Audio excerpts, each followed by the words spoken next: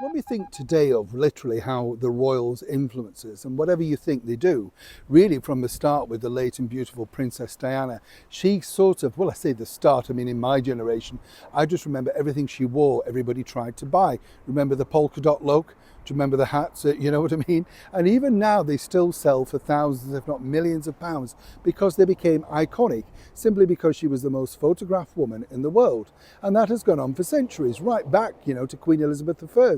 Whatever she wore, well, people did copy in a lower scale. Of course, you get the picture, chums. But of course, nothing really changes in the world of history. And this particular meeting way back in March 1870, well, was something of a, shall we say, a meeting of minds for the royal and the author. As ever, let me explain. Good to see you, chums. Thank you so much for joining me today. Lovely to have your company. I keep getting told off for calling you chums. I don't care. You're chums, you're friends, we're a group, we're a community. For those miseries, those naysayers, oh, I don't want to be a chum. Well, jog on. We don't need you, do we?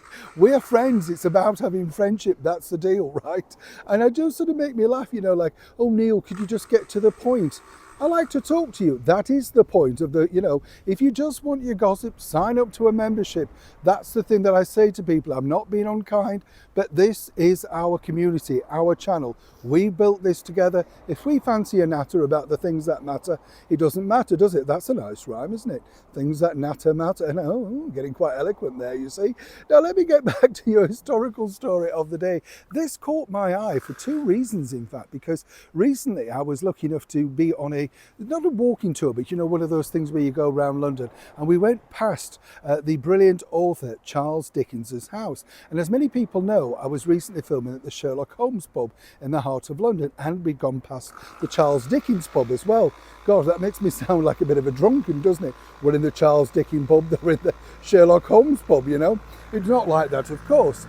But what was fascinating to learn was, and I didn't realise this, was that Queen Victoria really, again, was very sort of proactive in changing the way that we look at things and see things. You see, at that particular date, for the very first time, even though there had been a meeting arranged 22 years previously, at Buckingham Palace, Charles Dickens finally had an audience with Queen Victoria. Now, not everybody was thrilled and happy with this. You see how things don't change, right? Because her Prime Minister at the time, Lord Melbourne, thought that Charles Dickens's work was sort of trashy, tacky, too populist, not the sort of thing that should be leaked out to the masses, that, Queen Victoria liked the work of Charles Dickens. Now, you have to imagine that Charles Dickens was as popular in book sales as, say, Agatha Christie, J.K. Rowling. He shifted books. And as any publisher knows, it's all about books and money, right? And to get that royal seal endorsement from Queen Victoria, who loved it. And actually, according to this particular source who has written this profile, was saying that she connected with it because she realised what the normals, as it were, the masses were going through. And that gave her an eyesight into that world, all thanks to his marvellous work. So how did this resolve? Well, in the end, this did get published in, do you remember the magazine and the satirical things like Punch around that particular era? And once that got out, then people were interested, even more so. I mean, he sold masses, but suddenly the connection with the royals helped him sell even more books.